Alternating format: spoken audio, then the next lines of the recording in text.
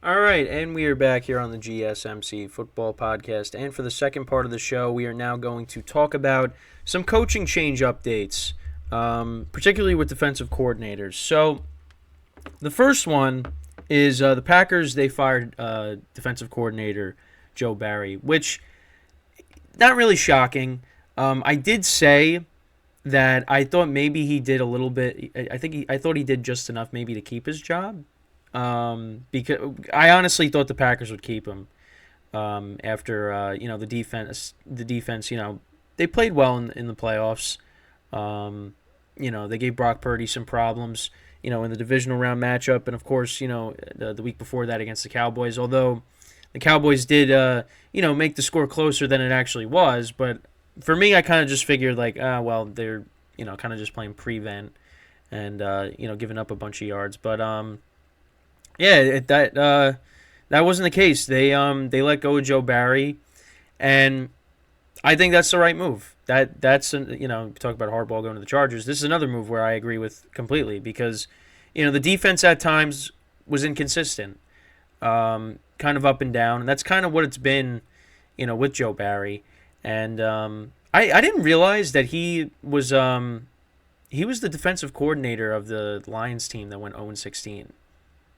I don't understand how he got another job after that. But again, that's just me saying that.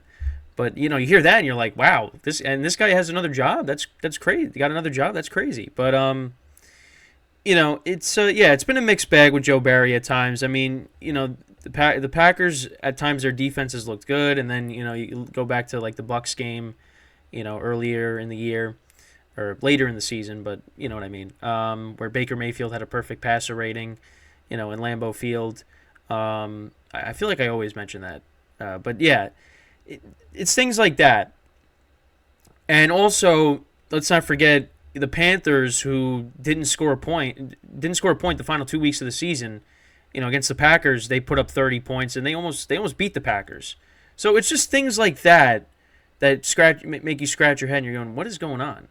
But then you see like how they perform in the playoffs, forcing Dak Prescott into turnovers. Getting a pick six. Giving Brock Purdy a hard time during the game against the 49ers, and you're like, well, why can't you do this more? Why is it like it's just inconsistency is really what it is. So yeah, the Packers let him go, and there's some coordinators out there that they can maybe go after. Um, but I listen. For me, I thought they were going to keep it just because he was going to keep his job. Because I don't know, Matt LaFleur. I could see him like keeping him. After what they were able to do in the playoffs. But no, this was the right move. Now it's all about you got to bring in the right guy because the Packers do have a lot of talent on this defense. With Rashawn Gary, Kenny Clark, like I said, the cornerbacks. Packers need a safety, of course, safety help. That's something that has been a problem for a while. But yeah, there's talent on this defense. You just got to get somebody that can come in there and command this defense. So that's up to Matt LaFleur to get the job done there. But letting go of Joe Barry, that's a step in the right direction. And this Packers team, they were ahead of schedule. And they're going to be good for a while. And if they can get the right guy to, coach this defense, this team is going to be really good next year. This team is going to give a lot of teams problems in 2024. So, so that was one. That was one thing. The other thing too is Vic Fangio left the Dolphins, and now he will be the next defensive coordinator for the Philadelphia Eagles. Which Dolphins fans were not happy about that. Dolphins defense got banged up this year. They were missing, 4 of their linebackers in the playoff game against the Chiefs. Xavier Howard was banged up. Jalen Ramsey missed a portion of the season as well. Dolphins defense had a lot of injuries.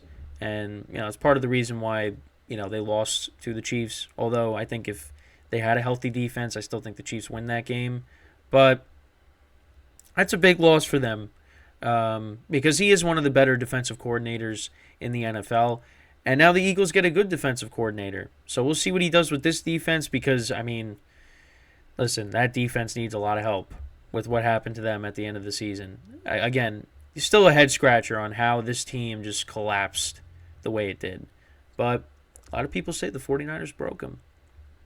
But that's more on like the offensive side. The defense has kind of been bad all year. You know, they were even before the game against the 49ers. I mean, they were getting into shootouts with the Commanders who, you know, look at how they finished the season. You know, the defense wasn't as good as it was last year. I mean, I go and then the second game of the regular season against the Vikings, because last year, I mean, the Eagles destroyed the Vikings, and then in that game, second week of the regular season, you know, the Vikings, they almost came back. You know, so that told you early on that this wasn't the same defense. And also, like, you know, the sack numbers were down. I mean, again, you had guys with double-digit sacks, multiple guys, and it's just they weren't getting the same amount of pressure. The secondary was horrible. I mean, the playoff game against the Buccaneers, I mean, some of the worst tackling you're ever going to see. I mean, it just, I couldn't believe it. They really just, I mean, were they even trying? But now with Fangio stepping in, you know, we'll see what he can do. I mean, it's only up from here for the Eagles defense, right? I mean, it can't get any worse. But, you know, now you got, again, one of the better defensive coordinators in the NFL. So, you know, I think, you know, this defense should be better for next year. You know, and they also got to, again, they got to improve the secondary. Because, again, the secondary wasn't the same. I mean, James Bradbury had a rough year. You know, and Darius Slay's getting older, of course. So we'll see what Fangio could do for that side of the ball for the Eagles. But it's definitely an upgrade. And I know I saw so the Nick Sirianni had a press conference, and I don't know, somebody was asking him, you know, what his role is going to be. You know, he's like, I don't know. He said something like, it's not going to be for the defense. It's not going to be for the offense. You know, I'm going to be the head coach. You know, something along the lines of that, he said. Which people are saying that was like a weird quote. But, yeah, listen, I mean, you know, if the Eagles don't do good next year, Sirianni might be the guy, the odd man out. So, but I mean, I can't see it. They're so talented. They got so much talent on both sides of the ball. I mean, they got to fix this. They got to fix this somehow. I mean, they did start 10-1, you know, and again, like at times when they were winning, it wasn't great, but they were still winning, you know. But it just they collapsed at the end of the year, and you know, if that happens again, Sirianni's not going to be the head coach. So, so yeah, Fangio, he will be the new defensive coordinator of the Eagles. So I think the Eagles defense should be better because of that.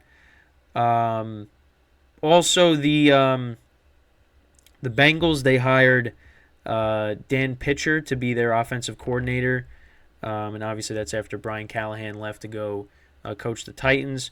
So he was guaranteed the replacement for Callahan. This is what I'm reading. He was receiving interest from other teams, but what was his role?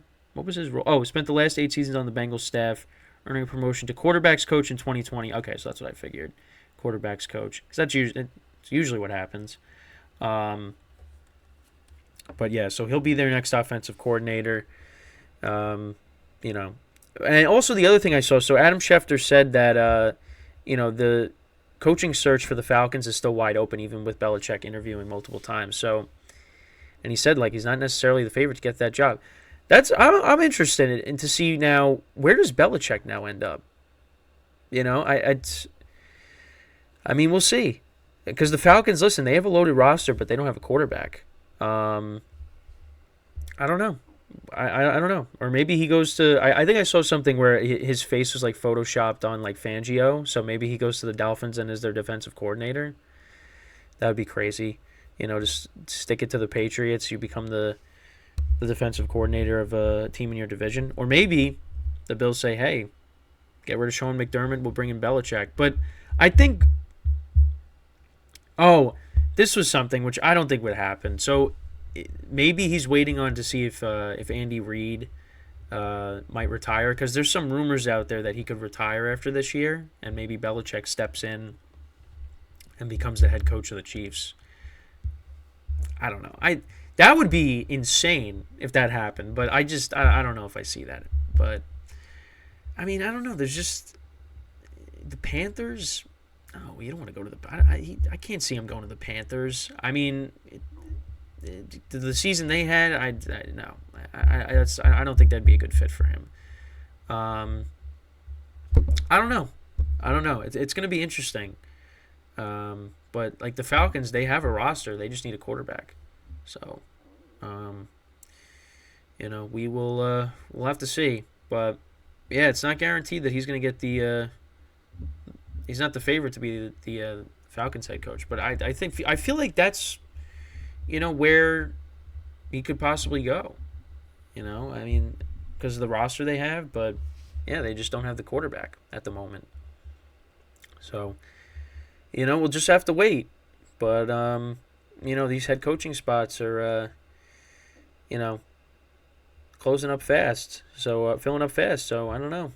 We'll see who's left on the carousel. But, we'll see. So, yeah, that's pretty much it when talking about this. When we come back from our second break of the show, we'll talk about Deebo Samuel's status for the game on Sunday. So it's still kind of up in the air. We did get an update that he's at least feeling better. For me personally, I feel like he's going to do everything he can to try to play in this game. But again, who knows? Maybe the 49ers, they want to be... I mean, well, here's the thing. If he doesn't play, and they lose, I mean, there is no, next week. Well, even though they wouldn't be playing next week. But we'll see. But, yeah. Oh, so I see here on CBS it said he, well, we'll get into it in the next segment, because now I don't want to bleed this segment into